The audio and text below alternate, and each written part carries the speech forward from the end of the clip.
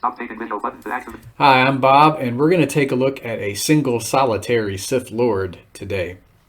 Now, this guy is non-canonical, but he was around thousands of years before Luke Skywalker was born.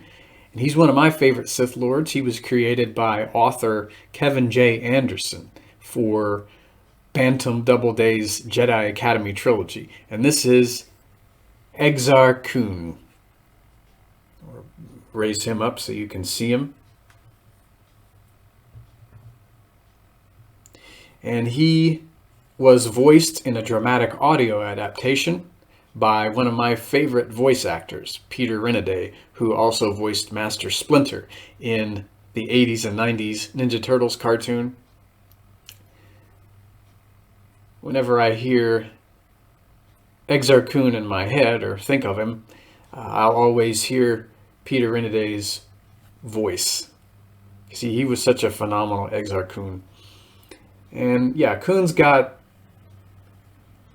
I'm pretty sure this is a Sith amulet on his left shoulder. Looks like an amulet anyway. Maybe not. And he's got a nice cloth cape here in the back. And when we see Exar wielding his double-edged lightsaber in the 90s comic books, he had this quite a few years before Episode 1 came out. He had that blade in the early to mid-90s, and they liked the design of his saber so much that they gave one to Darth Maul when we see him in Episode 1. So yeah, they took inspiration from Exar Kun's design here, and that's why Maul wields the weapon he does, I believe.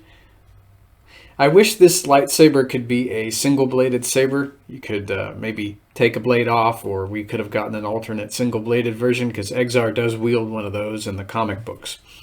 And it would have been nice to get a spectral form of Exar Kun, because he comes back in the Jedi Academy trilogy when Luke Skywalker is alive and well in our Legends timeline, and he comes back to haunt Luke's students on Yavin 4. That's where Luke established his Jedi Academy. So it would have been cool to have a spooky, spectral version of Exar Kun, because in the Legends timeline, Sith ghosts were a thing. I mean, when they died, they didn't just cease to be.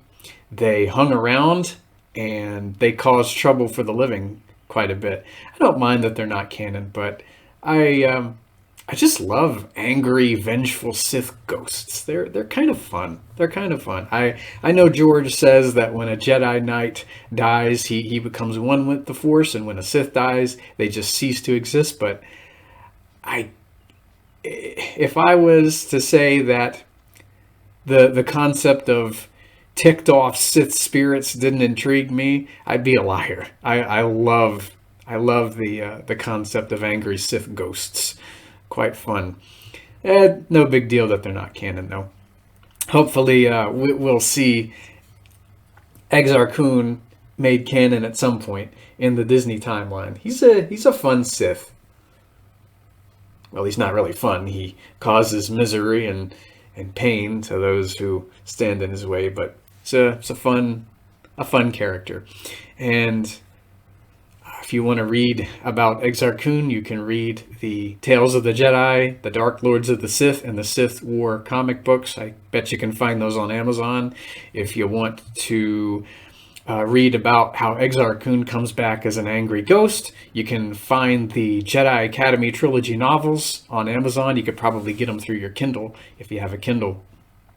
I wish I could find out how the Tales of the Jedi and the Dark Lords of the Sith comic books end. They never made a dramatic audio adaptation of the third and final story, which was the Sith War.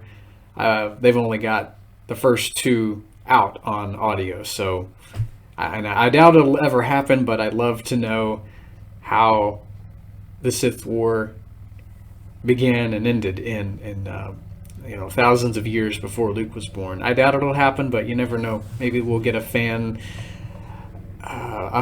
narrated comic book at some point. That would be fun.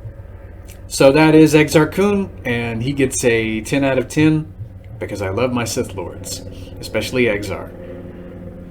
If you like what you see here, click the notification button, hit the like button, and subscribe. May the Force be with you, preferably the light side, and I will hear you later.